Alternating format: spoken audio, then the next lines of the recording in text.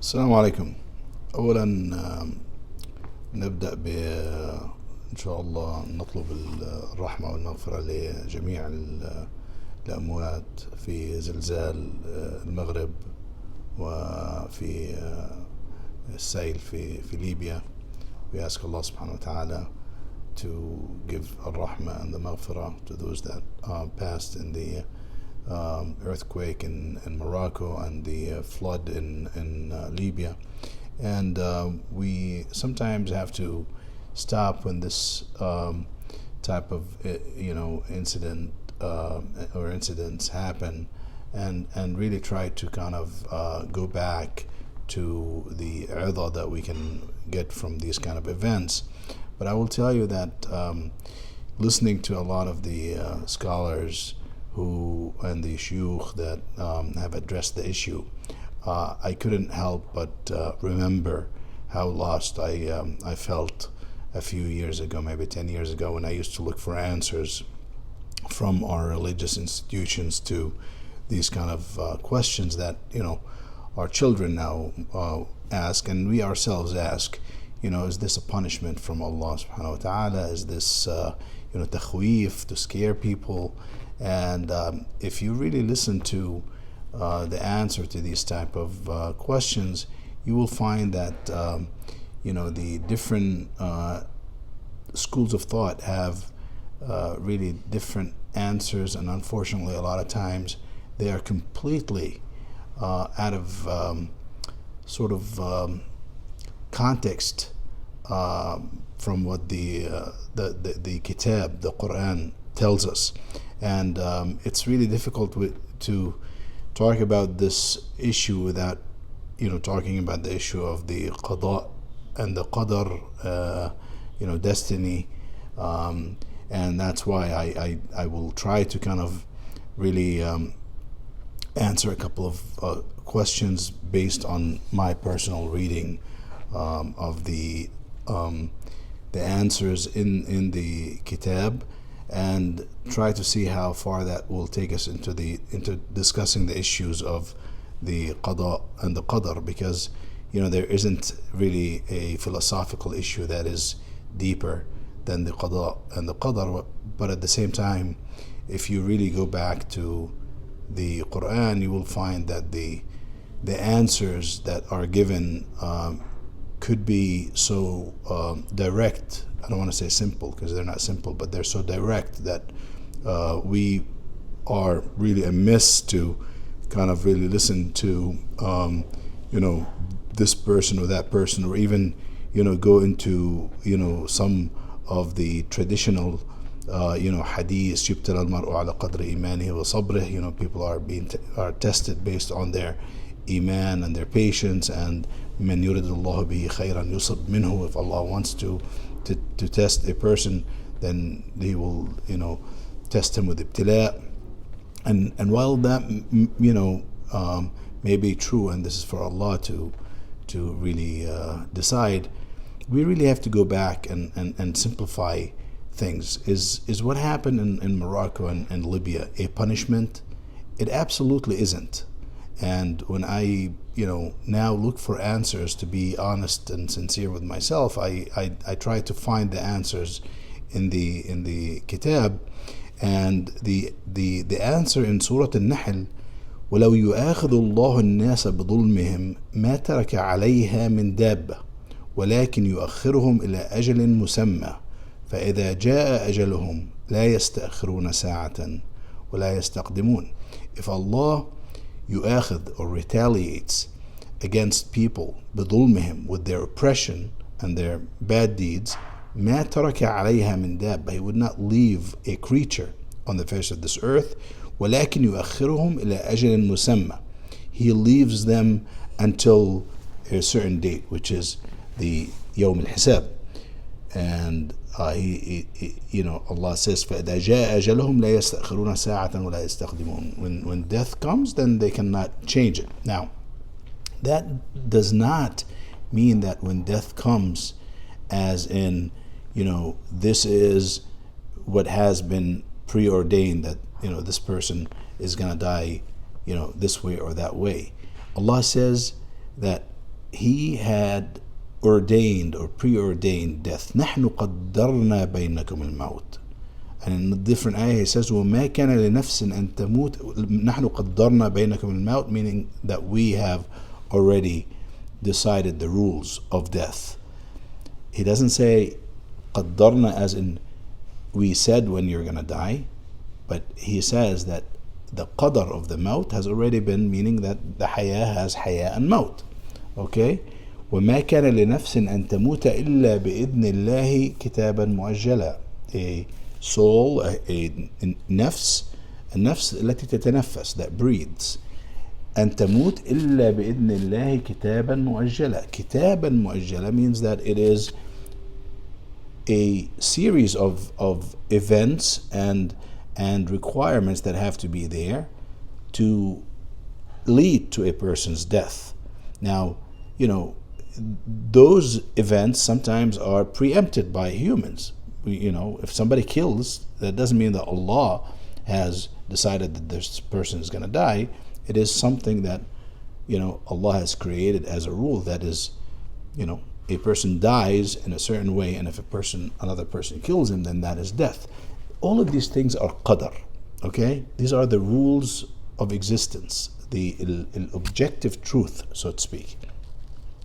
And Allah says that He سبح اسم ربك الأعلى الذي خلق فسوى والذي قدر فهدى. So all of these things are qadr. So the rules of nature are such that it's a qadr that there is death, there's a qadr that there's zilzal, there's a qadr that there is flood, there's a qadr that there are certain ways that a person could die from certain illnesses and viruses.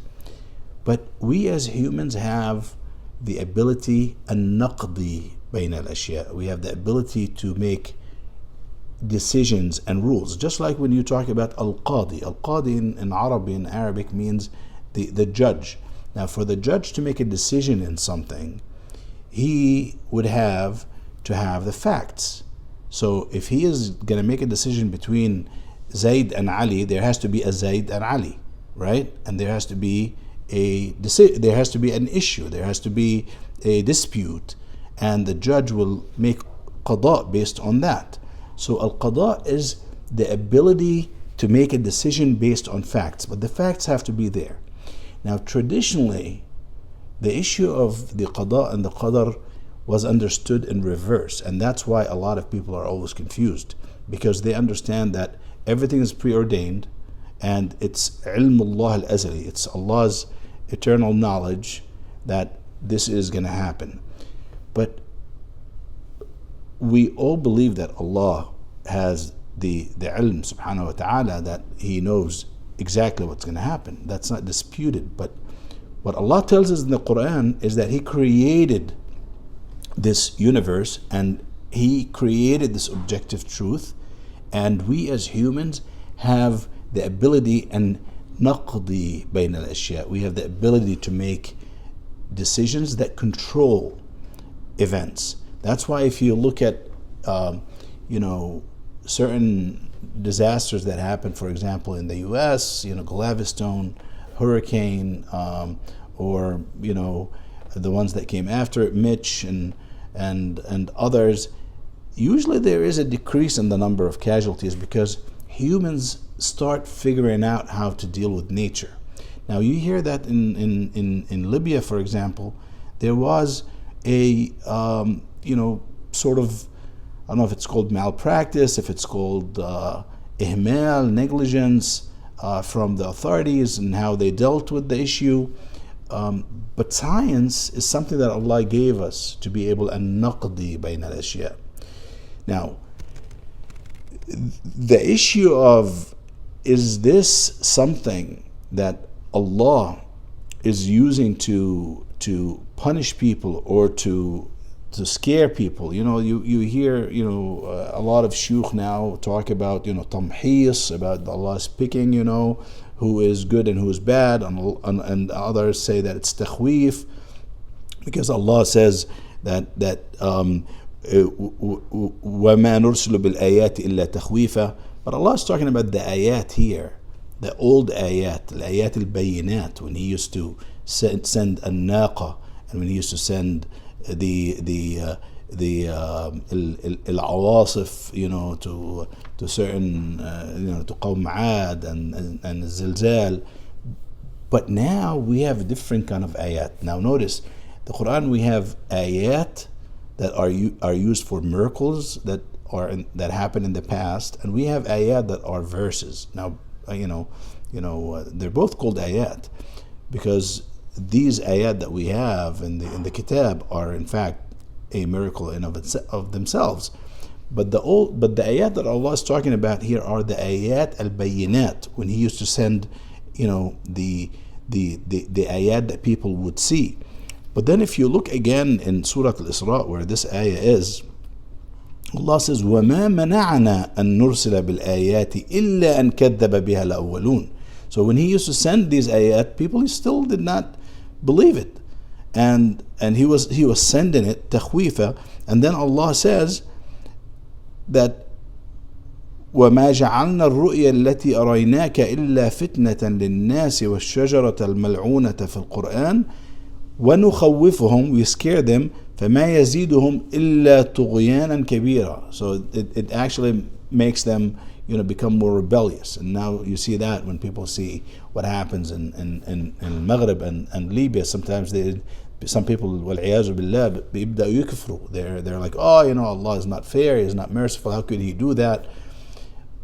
Allah did not do that in the sense of punishing people. He created this universe with its rules. It's our obligation to try to deal with these objective rules and control them. At some point, we might have the skill set that allows us as humans to know where this zilzal is going to happen and start to control it. We will never control it completely because that is the way this life is and the rules that Allah has created, and we have to try to kind of use knowledge to deal with the disasters of nature. And a very clear differentiation when it comes to this subject you will find in Surah An-Nisa, where Allah talks about the events or the things that come from Him as part of life, which could be al-khair and the shar, and where He is talking about the issues of it-ta'a when it comes to al-risala, and these are two different things. So if you go to Surah An-Nisa, I know this is really not a subject that I can cover in 15-20 minutes, but it really is a way of being objective and taking an event that happened and seeing how we understand it through the ayat of the Quran. Allah says that أينما تكونوا, in the ayah 78 in Surah An-Nisa, أينما تكونوا يدرككم الموت ولو كنتم في بروج مشيدة وإن تصبهم حسنة, wherever you are, death will find you, even if you are in castles. وإن تصبهم, and this is really where you have to pay attention, وإن تصبهم حسنة, if something good happens to them, يقولوا هذه من عند الله, this is from Allah. وإن تصبهم سيئة يقولوا هذه من عندك, they say this is from you. قل كل من عند الله, you should say everything's from Allah. فما لهؤلاء القوم لا يكادون يفقهون حديثا. These zalazil, they're all from Allah, the khair and the shar. This is something that is not necessarily tied to doing good or doing bad. This is part of our existence. كل من عند الله. And this is the only way that you understand this ayah, especially in juxtaposition to the next ayah that follows, that says, even though now we said كل من عند الله, the next ayah says, ما أصابك من حسنة فمن الله. Something good happens to you, it's from Allah. وما أصابك من سيئة فمن نفسك. If something bad happens to you, it's from you. And this is where a lot of shuyukh go wrong, and they're like, see, this ayah says that if it's something good happened, then it's from Allah. If it's something bad, then it's from you, and this is a punishment and so on. No, read the ayah until the end. Allah says, وأرسلناك للناس رسولا وكفى بالله شهيدا. He's talking here about the risala, about do and do not do. Allah tells you to be good to your parents, birr al-walidain. If you are good to them, okay, that's because Allah told you to be good to them, and that is a hasana. If you are bad to them, He didn't tell you to be bad to them, you're doing it. So it's from nafsik. So when it comes to the issues of risala, do and do not do, وَأَرْسَلْنَاكَ لِلنَّاسِ رَسُولًا. But when it comes to the issues of nature, كُلٌّ مِّنْ عِنْدِ اللَّهِ. Okay? You know, when we had COVID, the virus is something that, is, part of nature. كُلٌّ مِّنْ عِنْدِ اللَّهِ. But the most important part here is that Allah gave us the skills, the knowledge, and this is in Ayat al-Kursi, that He gives us the ma'rifah, the ability to deal with this universe. And that's part of what I always go back to, that is being khalifa, being mustakhlaf on this earth to do good. So when you go back to the Quran, to the book, you will find that we're not talking here about these events being a punishment. I mean, what did people in Maghreb and Libya necessarily do collectively, to be punished? Allah does not punish people any longer based on these ayat, because now He has given us the ayat that we read. He doesn't need the old ayat bayinat when He used to send al-naqa and send al-awasif wa rihan sarsar and yashuq al-bahr amam Sayyidina Musa. This is when people were very basic and they could not understand things unless they see them.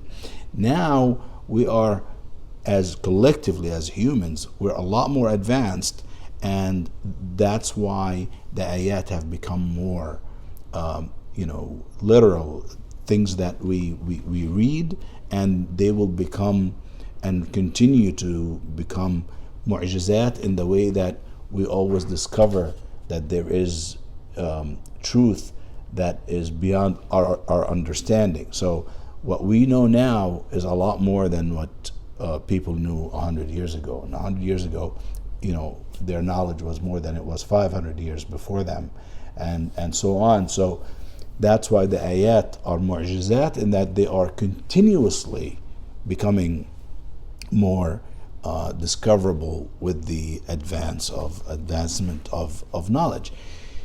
So I hope that looking at the events of Libya and the Maghreb, we can see that we can actually put the Quran into use, and we should not nahjur al-Quran as if it doesn't explain to us our existence. It's the opposite. This is when you really need to figure out, what is my deen telling me about these events, and how I can get idham in that. Now, having said all of that, I'm not saying that these events are not supposed to remind us bi'azamatillah, the majesty of Allah. If anything, this is when you should feel how really weak we are as humans, in front of the power of Allah, and the power of Allah, is much bigger than the power of these events or disasters. But it's really important that we understand that we need to kind of have a fresh understanding of what qada and qadar is, and how we should think of Allah's dealings with us with these issues, and explaining to our children this way. When a child tells you, is this something that Allah did to punish us, you should explain to them that this is not a punishment. This is part of this universe that Allah has created, and it's our obligation to try to deal with these facts and control them, and that's part of our always search for the truth, if you will, in addition to search for knowledge, and together it will give us that ma'rifah to be Khalifa ala al-ard, which is what Allah wanted for Bani Adam. I hope that you find this helpful, and thank you for listening. Jazakumullah khair. Wassalamu alaikum wa rahmatullahi wa barakatuh.